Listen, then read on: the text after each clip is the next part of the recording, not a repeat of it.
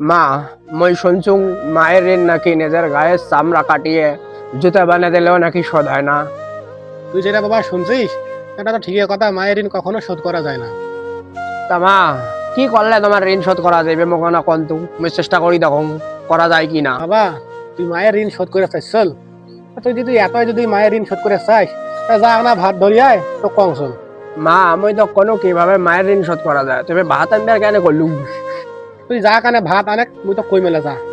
তা থাকিস মই ভাত আনো। বাবা ভাত তো আনলু, তো ভাত গুলো মোকালা খিলেও। আরে মা, মই তো কোনো কিভাবে মায়ের ঋণ শোধ করা যায়, তুমি ভাত খেলে দিবার করছল কেন তা?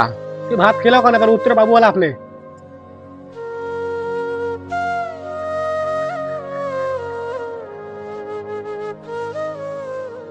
বাবা তুই গাছটা কি কত দেখো। গাছত তো পাখি দেখা যায় মা। মা ক কেন কি করলে ঋণ শোধ হইবি? বাবা কত ইটে কি ইটে? মা, পাখি দেখা যায়। বাবা কত ইটে কি দেখা যায় যে? ধর মা, তো কোনো হইলো কিভাবে মায়ের ঋণ শোধ করা যায়, তুই সেটা না করে বারে বারে খালি পাখি দেখাচ্ছল পাখি দেখাচ্ছল, কয়বার কম ওটা পাখি পাখি। বাবা তুই মোকে 3 বার ভাত খিলিয়ে 4 বারের বেলা ভাত খাই সে রাগ হলু, আর তাই তুই মায়ের ঋণ শোধ করে চাইস?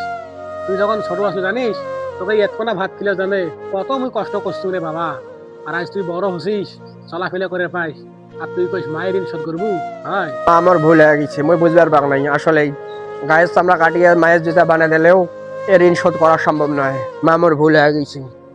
আসলেই মা বাবার ঋণ শোধ করা কখনোই সম্ভব না। তাই আমরা সকলেই মা বাবার সাথেই ভালো ব্যবহার করব।